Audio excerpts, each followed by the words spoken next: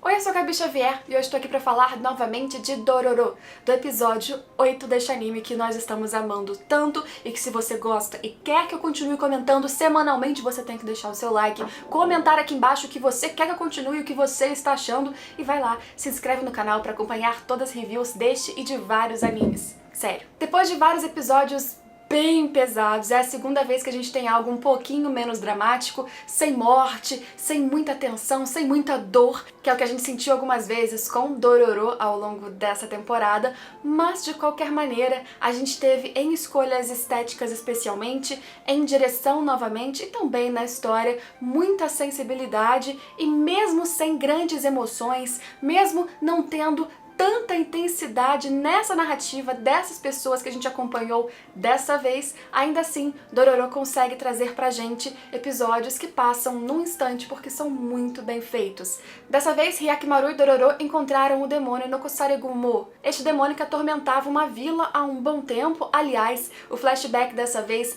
além de já fazer aquele uso de cores quase sem saturação nenhuma, muito cinza, dessa vez para contar uma história a gente teve uma estética de pintura japonesa, uma ilustração que ficou lindo e mostrou como nesse anime, para além das interferências na narrativa da história do Japão, de fatos que realmente aconteceram, da mitologia japonesa, a gente também tem esteticamente isso impresso nas escolhas que Dororo faz, e eu acho lindo. Bem, mas nesse flashback a gente entende que a vila lidou com esse demônio há bastante tempo. E eles aprenderam que para não ter várias mortes, que o demônio não fosse lá e acabasse com várias pessoas deste povoado, eles precisavam oferecer uma noiva.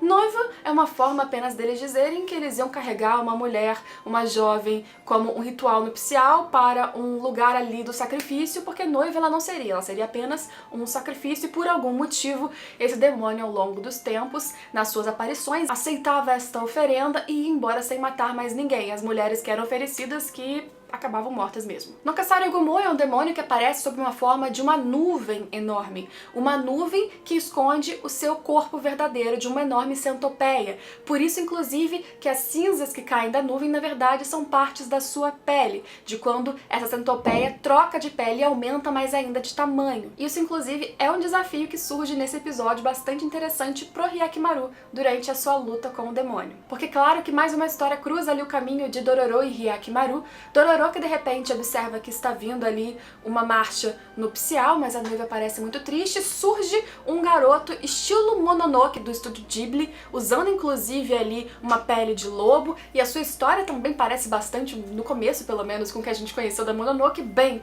um garoto surge tentando impedir aquele ritual, dizendo que na verdade a sua irmã estava sendo levada contra a sua vontade e ela seria morta por um monstro. E assim que ele explica basicamente a história para Dororo, Dororo fala pra ele: fica tranquilo, você não precisa se preocupar, porque este aqui, o Hyakimaru, tá cansado de lidar com monstros. A gente vai lá, acaba com ele e você, por favor, me pague alguma coisa. E o garoto, por acaso, tinha um pedacinho de ouro, disse que tinha vários outros, então Dororo fica empolgado e eles vão para essa luta. Em todo momento, muitas pessoas ficam aí questionando se o Hyakimaru consegue ouvir e entender, compreender o que ele tá escutando, porque durante muito tempo ele não ouvia nada, então por mais que agora ele passe a ouvir, como que ele vai distinguir que som é esse, que palavra é essa? E Dororo dá uma carga bem grande para ele de muito diálogo. Então, ao longo do tempo, ele vai aprendendo certas coisas. O que é o nome do que, não que ele consiga formular muitas frases, não que ele consiga compreender tudo, mas aos poucos a coisa vai acontecendo e a gente sabe disso, inclusive, no final desse episódio.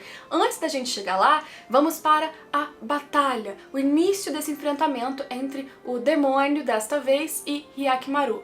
Qual a dificuldade que o Hyakimaru teve? Hyakimaru ainda não enxerga, ele ainda vai se guiando pelo que ele vê de aura. E este demônio é uma centopeia gigante no meio de uma carga enorme de cinzas. E essas cinzas têm muita energia de carnificina do próprio demônio. Portanto, se o Hyakimaru tá lá no meio, tentando impedir o sacrifício pra acabar com o demônio, que é o que ele faz, pra que eles ajudem aquele garoto, Saru, pra que eles ajudem aquela menina que tá sendo sacrificada, bem, ele não consegue ver nada, porque um paredão de carnificina de aura aura vermelha é tudo que ele vê. Então se no meio dessa carnificina toda vem o corpo verdadeiro, tanto faz, ele não consegue distinguir a vermelho no vermelho. Se ele sempre teve qualquer facilidade de lutar enxergando apenas a aura, neste momento ter recuperado alguns dos seus sentidos veio muito a calhar. E isso, por exemplo, é diferente do que a gente já viu recentemente, mostrando que ele era quase invencível, sem suas partes, sem nenhum sentido, e conforme ele foi recuperando, ele começou a ter algumas dificuldades de lidar com aquilo, tendo dor, escutando coisas que podiam confundir.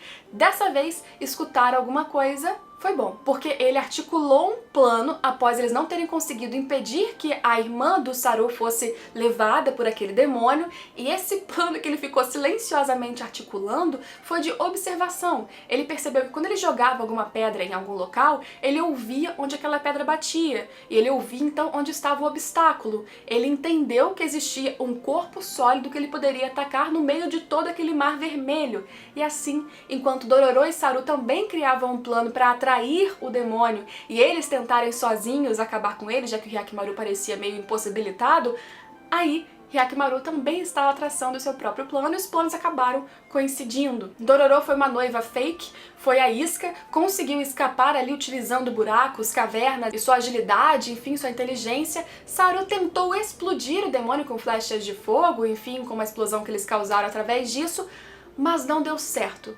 Porque o demônio queimou o seu corpo, mas com a sua cabeça intacta, ele refez um maior ainda. E aí que a gente pode ver Hyakimaru agindo. Esse episódio teve bastante foco na luta em si, o que também é um ponto positivo. Muitas vezes nos outros a gente tinha um foco mais no drama e na história do que na luta com demônios. Nesse caso teve bastante foco nisso. E na minha opinião, pra gente entender como Hyakimaru consegue lidar e criar estratégias novas utilizando os seus sentidos novos. Ele estava usando conscientemente a sua audição. Ele percebeu que atirando flechas naquele momento no demônio, ele conseguia localizar o seu corpo sólido e conseguia atacá-lo. Ele conseguiu inclusive acertar o seu olho.